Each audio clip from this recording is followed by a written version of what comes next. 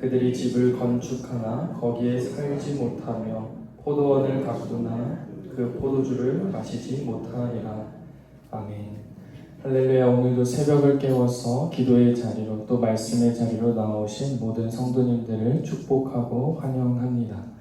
혹시 스마트폰에서 긴급 재난 문자를 받아보신 적이 있으시죠?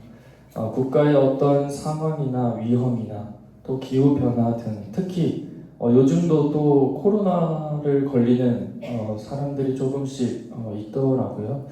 특히 저희 코로나 그 일부 사태 때는 수도 없이 이 핸드폰이 삐삐 울리면서 그렇게 긴급재난 문자들이 많이 왔던 것 같습니다. 그래서 문자를 확인하고 사람들은 어떻게 대비하고 또 대처해야 될지 고민들을 하곤 합니다. 그런데 이 경고 문자를 그냥 무시하거나 또 이제 그냥 뭐 별일 있겠어 하고 지나치면 큰 일을 겪게 될 수도 있겠지요. 스바냐 말씀은 이처럼 저희 오늘날에게 영적 재난 문자와도 같다라고 보시면 되겠습니다. 하나님께서 스바냐 선지자를 통해서 여호와의 날이 가까웠다라는 경고 문자 메시지를 2600년 전 유다 백성들에게 그리고 오늘날 저희들에게도 말씀해주고 있는 그런 경고 메시지 문자로 여기고 말씀을 함께 나누고자 하는데요. 스바냐는 남유다 요시야 왕 시대 때 활동했던 선지자고 또 히스기야 왕의 후손으로 소개가 됩니다. 이 사실이 왜 중요하냐면요. 이 스바냐는 그냥 길 가던 어떤 사람의 어떤 예언이 아니라요. 이 왕족 혈통과 연결된 권위가 있는 그런 예언이 될 것이고요. 또 반대로 스바냐를 통해서 그 왕족들에게 그 타락한 왕족들에게 필요한 말씀들을 예언하고 선포하게 됩니다. 그리고 당시에는 여호와와 이 바알, 별, 말감을 함께 섬기고 숭배하는 그런 혼합주의가 팽배했습니다. 유다 계층 안에서도 또 실제적으로도 이 경제적 착취들이 심했고요. 또 왕족과 또 제사장들이 그 권력과 부를 독점했습니다. 이렇게 하나님과의 언약은 저버리고 세상에서 타락한 방법으로 살아가는 모든 자들을 심판하겠다는 경고의 그 하나님의 메시지, 영적 재난 문자를 스바냐 선지자를 통해서 전달하게 되는데요. 함께 오늘 본문 스바냐서 1장 2, 3절 말씀을 다시 함께 같이 읽도록 하겠습니다. 여호와께서 이르시되 내가 땅 위에서 모든 것을 진멸하리라. 내가 사람과 짐승을 진멸하고 공중의 새와 바다의 고기와 거치게 하는 것과 악인들을 아울러 진멸할 것이라. 내가 사람을 땅 위에서 멸절하리라. 나 여호와의 말이니라. 아멘. 이 메시지는요 단지 타락하고 하나님과 언약을 배반한 그 유다 백성들만 심판하겠다는 것이 아니라요. 그 당시에 살았던 짐승 또 공중의 새와 바다의 물고기와 이런 것 사람들까지도 다 진멸시키겠다는 것입니다. 이것은요 이 백성들의 죄, 이 사람들의 죄가 얼마나 온 우주적으로 영향을 주는지 보여주게 되죠. 그래서 창세기 1장에서 질서 있게 하나님께서 만드신 그 창조 세계가 우리 사람의 죄로 인해서 모든 것이 반대로 스바냐서에서는 그 창조 세계 때 지어졌던 모든 것들이 다 없어지고 전멸된다는 것입니다. 이 환경이 성경 당시만 일시적으로 그랬던 것일까요? 오늘날도 보시면요, 사람의 탐욕과 정욕과 죄로 이 땅을 얼마나 오염시키고 하나님의 창조 세계를 그 자연들을 무너뜨리고 있을까요? 그러다 보니까 실제로도 이상기후와 또 환경 파괴, 또 전염병, 또 이상 재난들이 오늘날도 이어지고 있죠. 제가 로마서 8장 22절 말씀을 읽겠습니다. 피조물이 다 이제까지 함께 탄식하며 함께 고통을 겪고 있는 것을 우리가 아느니라. 아멘. 사람의 죄로 사람의 마음만 타락된 것이 아니라 심지어 자연 세계까지도 이 피조 모든 세계까지도 영향을 받은 것은 성도님들께서 잘 아실 것 같습니다. 이 경고 메시지는 무엇을 뜻할까요? 신앙 그리고 믿음 생활이라고 하는 것은요, 단지 이 시흥소 교회 안에서만 혹은 그리스도인들끼리만의 그 범위를 넘어선 신앙생활과 믿음 생활이 이어진다는 것입니다. 다시 말해서요, 저희가 행하는 개인의 이 죄악들이요, 이 공동체를 넘어서 저희가 사는 이 세상과도 연결되어서 온 우주적으로 저희 개인의 이 죄악들의 결과들이 나타날 수도, 또 영향을 받을 수도 있다는 것입니다.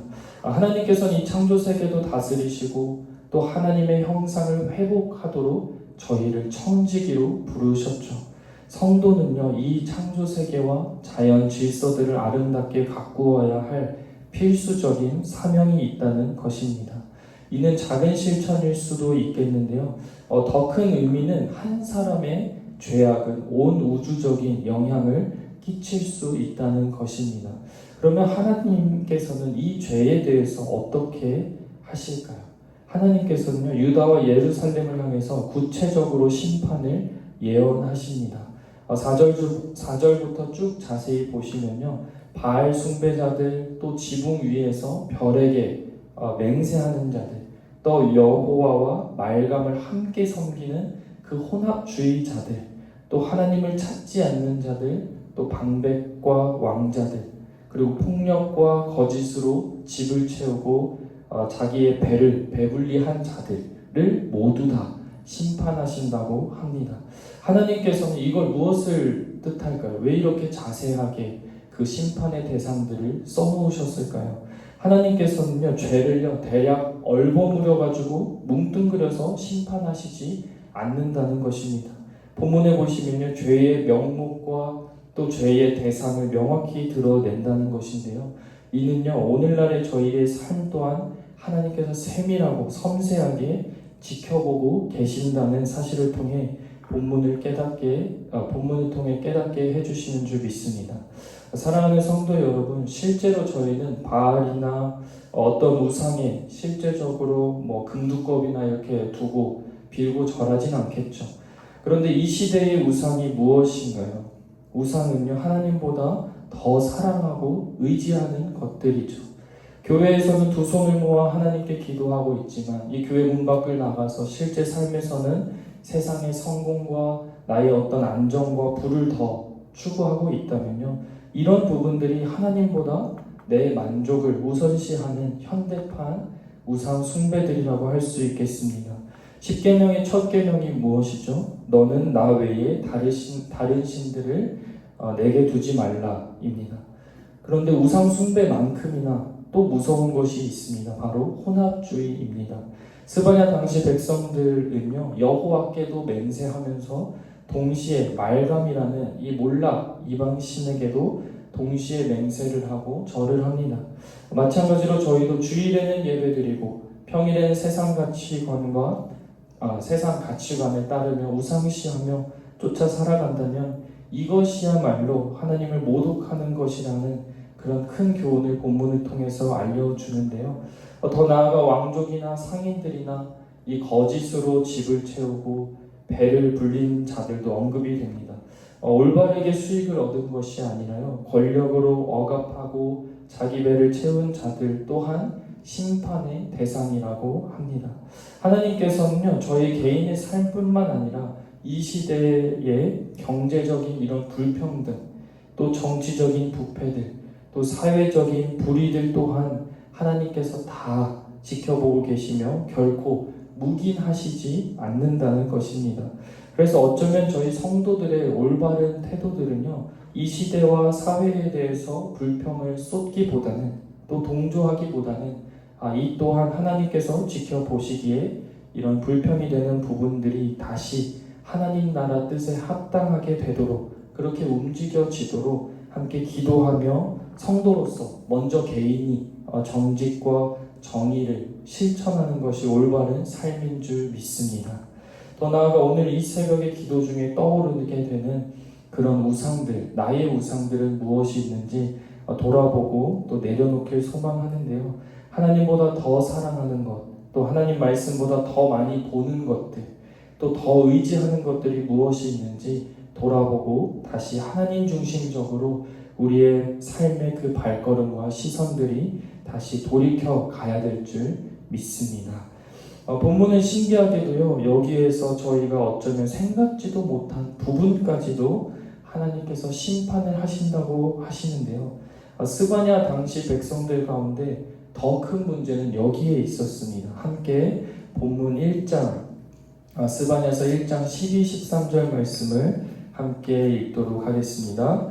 그때에 내가 예루살렘에서 찌꺼기같이 가라앉아서 마음속에 스스로 이르기를 여호와께서는 복도 내리지 아니하시며 화도 내리지 아니하시니라 하는 자들을 등불로 두루 찾아 벌하리니 그들의 재물이 노략되며 그들의 집이 황폐할 것이라. 그들이 집을 건축하나 거기에 살지 못하며 포도원을 가꾸나 그 포도주를 마시지 못하리라. 아멘. 이 말씀은요, 하나님에 대한 무관심을 나타내는 자들에 대한 심판인데요. 당시 백성들은 자신들의 삶에 실제적으로 하나님께서는 아무 개입도 하지 않는다고 생각하는 사람들이 많이 있었습니다. 하나님의 존재는 알고 있지만 하나님께서 실제로 삶에 개입하지 않으시네? 라고 믿는 사람들 말이죠. 그래서 여기서 고백합니다. 여호와께서는 복도 내리지도 않고 화도 내지 않는다 라고 고백하면서 믿던 사람들이 있었습니다.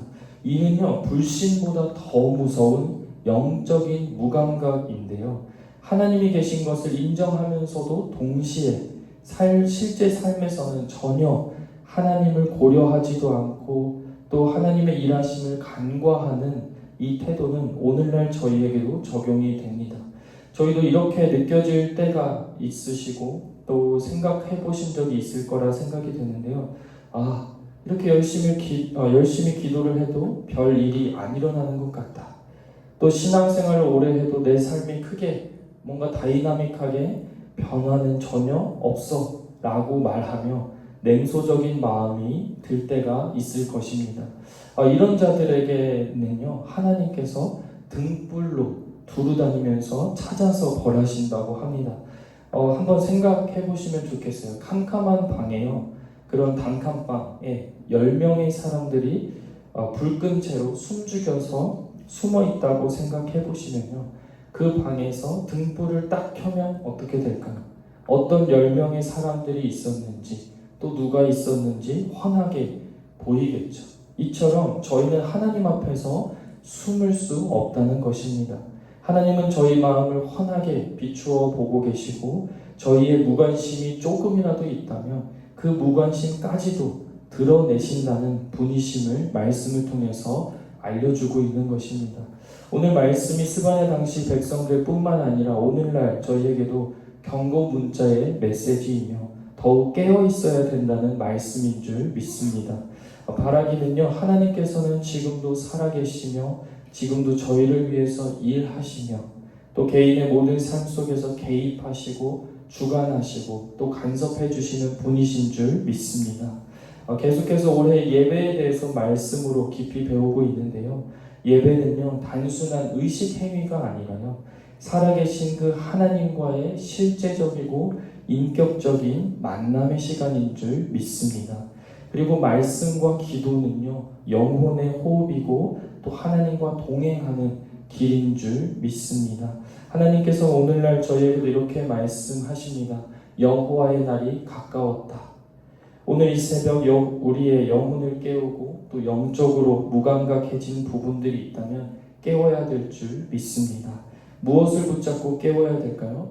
하나님은 지금도 살아계시고 일하고 계시다는 그것을 믿는 믿음으로 붙잡아야 한다는 것이죠. 결코 하나님이 오늘날 주시는 영적 경고음을 무시하지 않기를 소망합니다.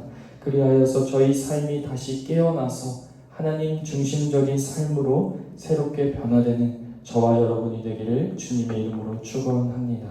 함께 이 시간 기도하도록 하겠습니다. 사랑해 주님 감사합니다. 오늘도 스바냐의 말씀으로 저희를 깨우시니 감사합니다. 주님의 날이 가까웠다는 경고 앞에 저희의 교만과 탐욕과 무관심을 회개하오니 저희의 시선이 저희의 발걸음이 다시금 하나님께 돌이키게 하여 주시옵소서. 오늘 하루도 마음의 우상들을 내려놓고 하나님만을 의지하게 하시며 가정이 예배와 기도의 집이 되게 하여 주시옵소서. 또 교회와 나라와 다음 세대를 위해 무릎 꿇게 하여 주옵시고 다시 오실 주님을 준비하는 믿음의 삶으로 살게 하여 주시옵소서. 그리하실 줄 믿사오며 예수님의 이름으로 기도드립니다. 아멘. 함께 주기도문으로 예배를 마치겠습니다. 하늘에 계신 우리 아버지여, 이름이 거룩히 여김을 받으시오며 나라가 임하시오며 뜻이 하늘에서 이루어진 것 같이 땅에서도 이루